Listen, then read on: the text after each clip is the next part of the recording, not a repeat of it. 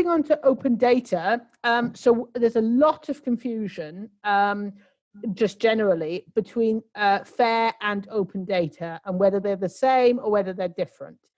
I think it's very important that they are actually different, because data can be fair and not open, and it can be open but not fair. So fair stands for findable, accessible, interoperable, and reusable. So if you take a data set and you dump it on your own website, it's open. Anybody can see it. Anyone can see that it's there, you know, the public, your fellow scientists, whatever. However, it's not findable because your website is not going to come up in any kind of searches or databases. How would anyone know to look? It's not accessible in the sense that it's not presented in a way that ensures understanding. It's just numbers on a screen. It's not interoperable because it's not formatted. So it's not formatted to be machine readable. And it's not reusable because there's no license for it, such as CC by NC, so a Creative Commons license. So just because it's there, does that mean I can use it, or can I not use it? Or, you know, without a license, it's not, the legality of it is not clear. You wouldn't be confident. So that's an example of an open data set that is not fair.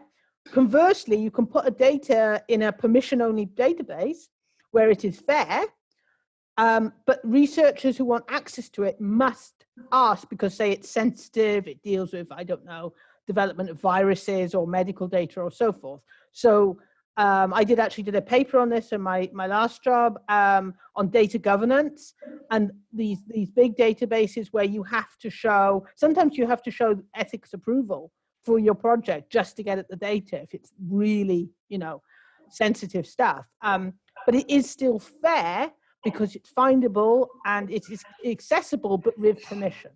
So I think those are two really key things that have been brought up, and it's really good to understand that that difference. Yeah, I mean, and that brings me to the importance of something you've mentioned as well, is data management plans.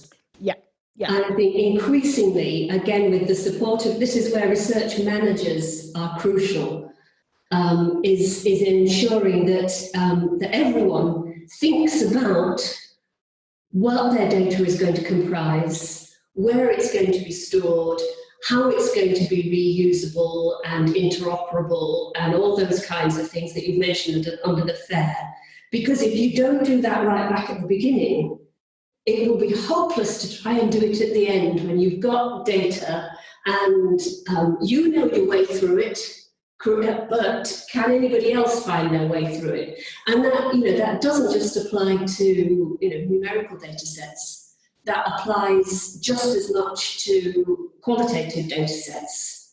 So I think having a data management plan is, and again, thinking about open access and open science tools at that stage can make the plan for openness further down the line much more doable.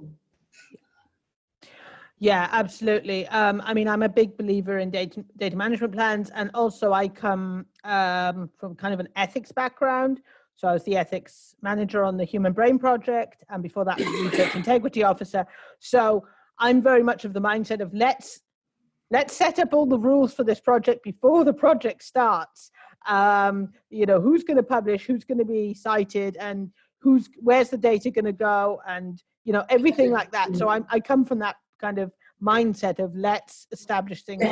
No, I couldn't agree more. And when I'm talking to students and we're thinking about ethics and applying for ethics approval, it's not scary. Actually, for me and for research managers, I think it offers an opportunity to just think through those questions that might be coming up and have some and lay some ideas out.